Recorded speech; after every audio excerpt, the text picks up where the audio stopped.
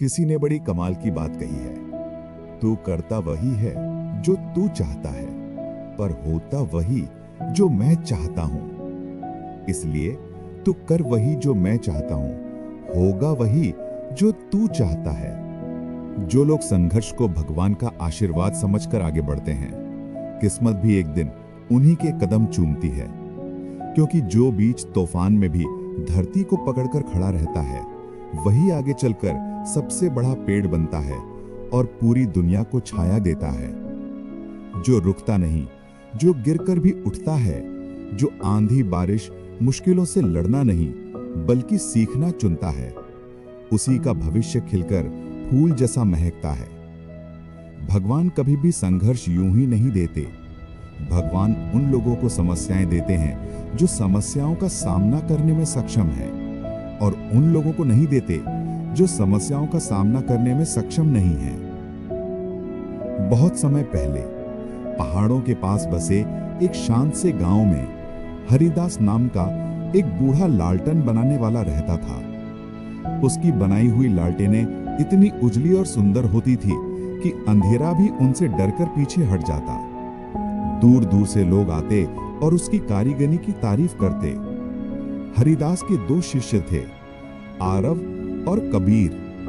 दोनों काबिल थे, पर दुकान का वारिस केवल एक बन सकता था।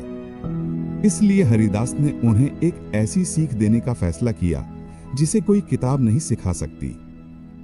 अगली सुबह सूरज निकलते ही वो बाहर गया और बड़े बड़े कुछ बांस दुकान के रास्ते के बीचों बीच रख दिया। बांस भारी था, रास्ता पूरी तरह अवरुद्ध हो चुका था, और फिर वो चुपचाप बैठकर देखने लगा। थोड़ी देर बाद पहला शिष्य आरव आया। उसने बड़े बड़े बांस देखा, चेहरा चिढ़ से भर गया। ये यहां किसने रखा? मास्टर को रास्ता साफ रखना चाहिए। वो बड़बड़ाता रहा, लेकिन बांस को छूने तक की कोशिश नहीं की। जैसे तैसे साइड से निकलकर वो दुकान में चला गया। कुछ देर बाद कबीर आया। उसने भी बड़े बड़े बांस देखा। थकान उसके चेहरे पर साफ दिख रही थी। उसने गहरी सांस ली और मन ही मन बोला, अगर मैंने इसे नहीं हटाया तो कल सबको परेशानी होगी। उसने अपना सामान एक तरफ रखा, बाहें मोड़ी और बड़े बड़े बांस हटाने में जुट गया। हाथ छिल गए, पीठ दुखने लगी, माथे से पसीना बहने लगा, लेकिन वो रुका नहीं। धीरे धीरे मेहनत और हिम्मत के साथ उसने पूरा रास्ता साफ कर दिया। और तभी उसे कुछ अजीब दिखा। बांस के नीचे एक छोटा सा लकड़ी का बक्सा रखा था। उसने खोला। अंदर सोने से भी कीमती दुर्लभ उपकरण चमक रहे थे जो लालटेन बनाने में उपयोग होते थे। तभी हरिदास वहां पहुंचे। उनकी आंखों में संतोष था और चेहरे पर एक गहरी मुस्कान।